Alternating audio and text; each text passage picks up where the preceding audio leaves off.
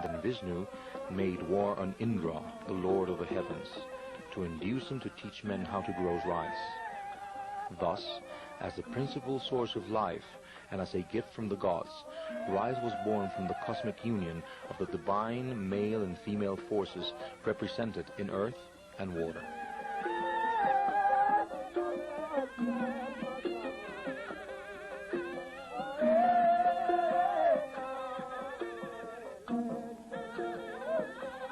The Balinese are famed as the most efficient rice growers in the archipelago. They raise 2 crops of fine rice a year with such success that they have more than sufficient for the needs of the population, often having enough left over to sell or give away. Even agricultural experts admit that the modern methods could not improve the already excellent results, due perhaps to the intense striving of the Balinese for improvement, their communal cooperative agricultural societies, and their system of seed selection.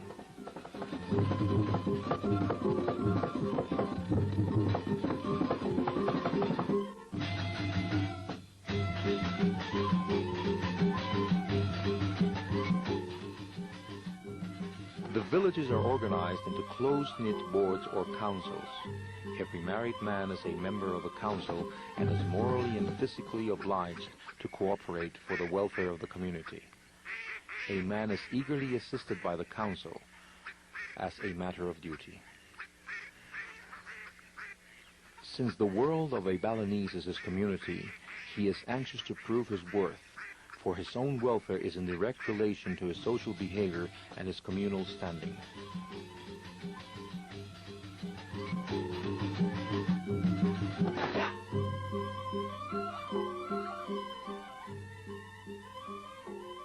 The most striking element of the Balinese landscape is the ever-present rice field, the sawa, a patch of land filled with water held by dikes cut out of the red earth. The receding terraces resemble green plains. When they are first filled with still water, they are like mosaics of mirrors that reflect the clouds. Later, they are sprinkled with the dainty blades of the newly planted rice in an all-over pattern of chartreuse on a ground of brown ooze. Eventually, a tender yellow-green carpet which turns to a rich gold ochre as the grain ripens.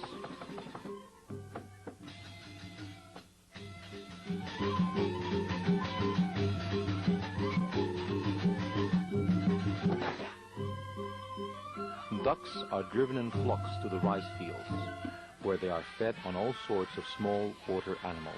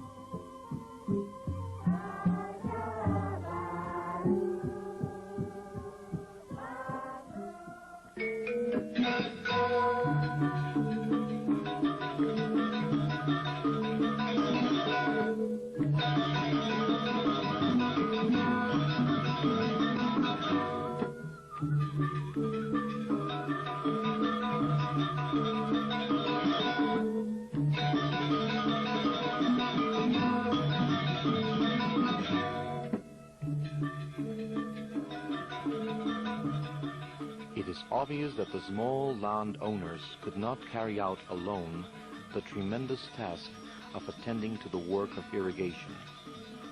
It became necessary for them to organize into subaks, agricultural cooperative societies, water boards that control the equitable distribution of water to their members. Like other Balinese associations, the spirit of the subak is essentially communal. All members abide by the same rules, each one being allotted work in relation to the amount of water he receives.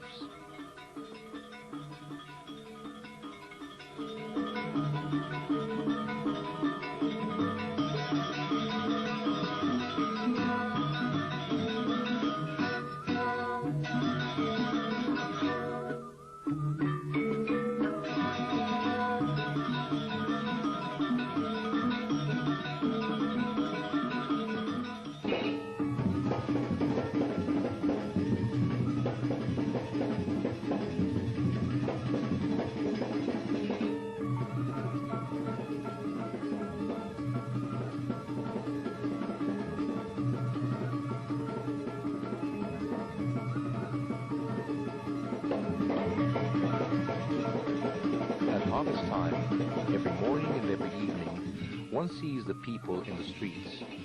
Men going to work, nonchalantly beating rhythms on their agricultural implements, or returning from the fields overlaid with sheaves of rice heavy with rain. Poised women come and go with great loads of shiny black clay pots on their heads. If it happens to be market day in the village, at dawn the roads are crowded with husky people from the nearby villages who come to sell their produce piles of coconuts, bananas, or vegetables, pottery, mats, baskets, and so forth, carrying on their heads even the table that serves as a stand.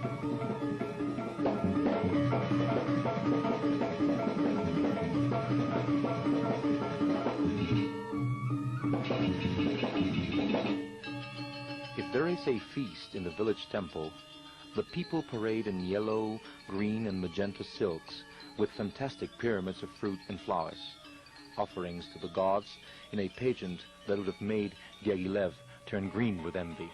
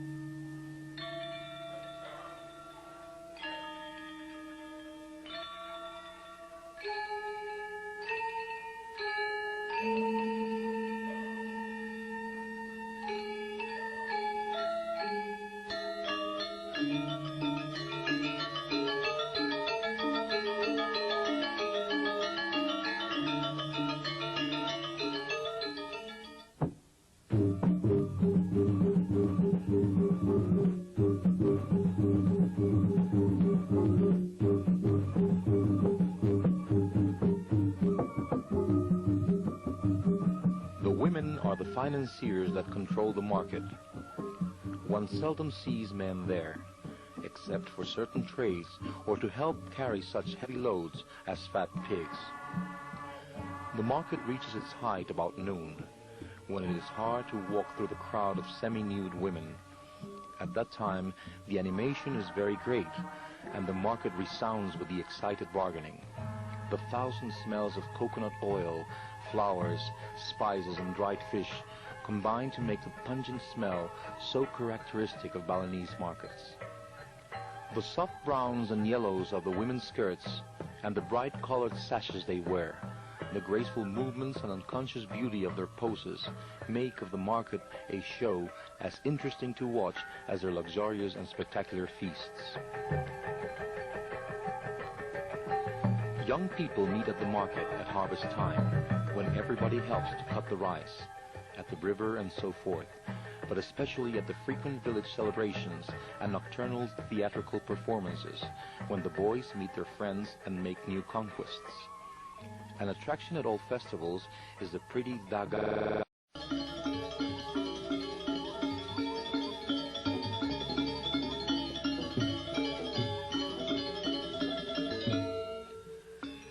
Next to having good orchestras, a fine group of dancers is an almost organic need for the spiritual and physical life of the community. Besides the passion they show for their music and dancing and the important part these play in the ritual, to have a skillful and famous group of dancers brings pride and social prestige to the village ward, the Banjar.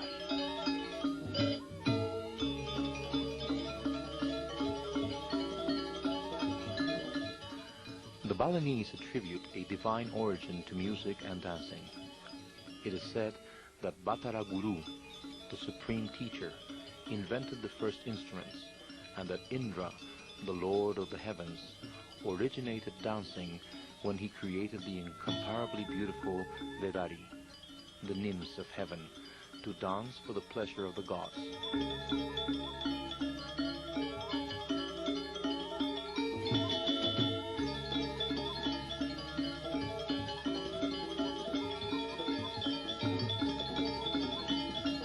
Plays an important part in the dancer's education. While the pupil learns the elemental sequence of the dance, the basic steps and general movements of the arms. He exercises regularly to acquire suppleness of every muscle and control over each member until his body becomes practically double-jointed. The legs, however, are used with a minimum of importance in the dance, except for locomotion, and in certain sitting dances like the keviya are not used at all. It is said that such movements are possible only because of the extreme youth of the dancers. It is true that a Legong dancer retires at 12 or 13, or perhaps continues in another type of dance, and that a fully grown girl is often considered too big to dance. But there are old women who are fine dancers, and a good baris performer is usually a man past middle age.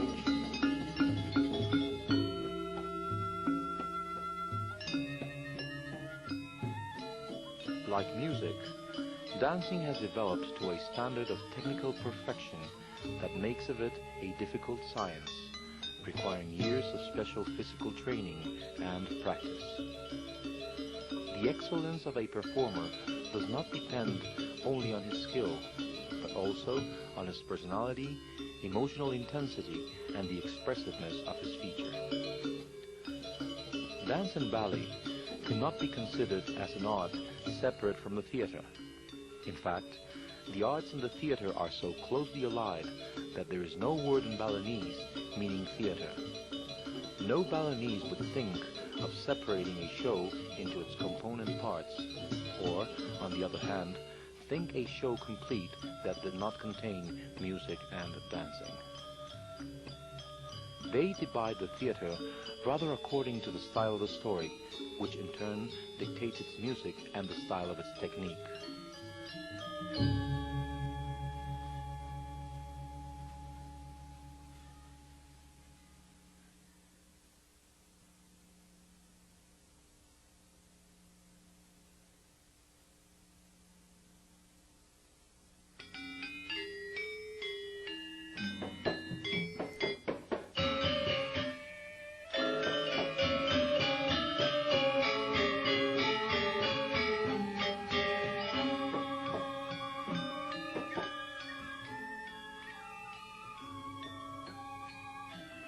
One boat brought the holy Barong Landong, 4 giant puppets who performed in the temple.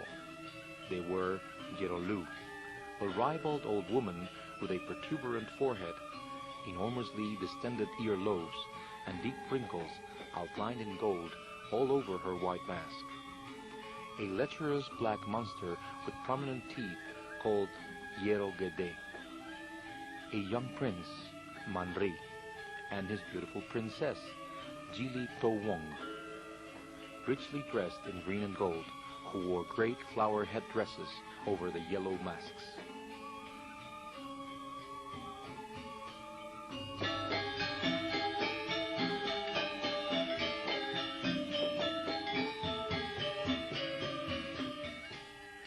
Normal-sized attendants held gold umbrellas of state over the giants as they waddled towards the temple in ceremonial procession, with music and a retinue of men bearing spears tipped with red fur.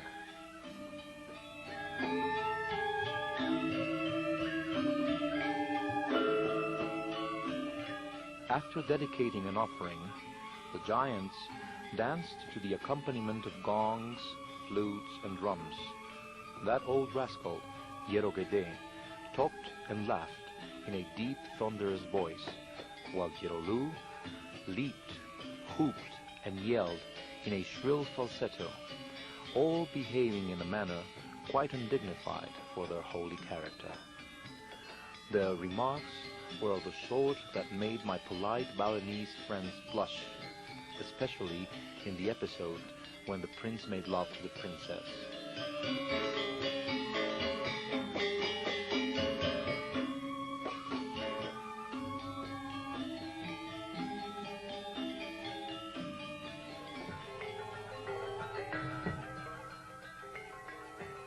An indispensable part of the ritual feasts of the old villages is the Baris Gede, a stately war dance in which 10 or 12 middle-aged warriors with their heads covered with flowers and wearing magic scarves, carrying long spears tipped with peacock feathers, dance in double line, grimacing and striking heroic poses until the music becomes violent. Then they enact a sham battle with their black and silver spears.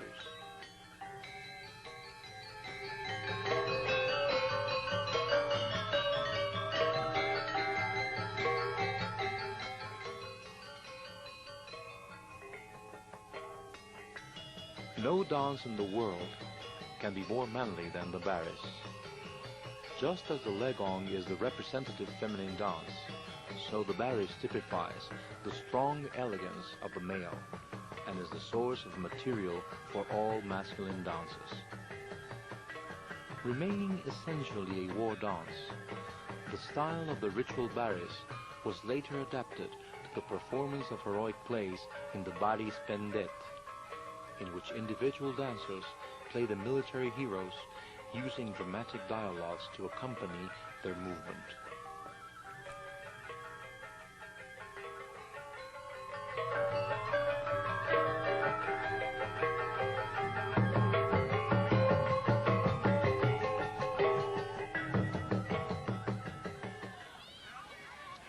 The Jangger was a recent development. It had started suddenly when about 1925 the first company of Malay operettas visited the island. The Balinese immediately created their own version of the pantomime, and the Jangga spread like an epidemic. We feared that the Jangga would kill other forms of Balinese dancing, but on our return 2 years later, we were surprised to find that there was no more Jangga. All the famous groups had stopped.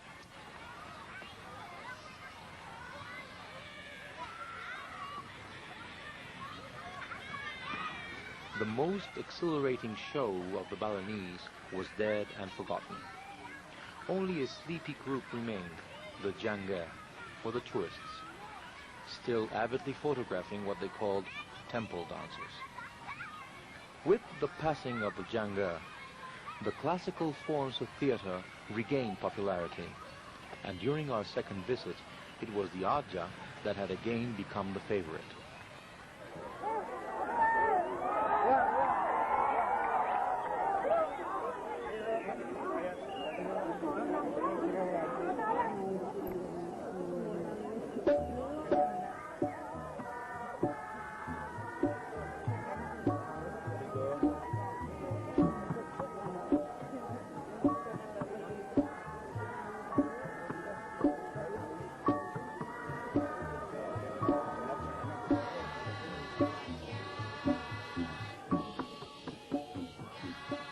A performance by a good Aja ensemble is a social event in the village. It is at Aja shows that young people meet and love affairs are started, helped by the romantic atmosphere of the love stories and the late hours.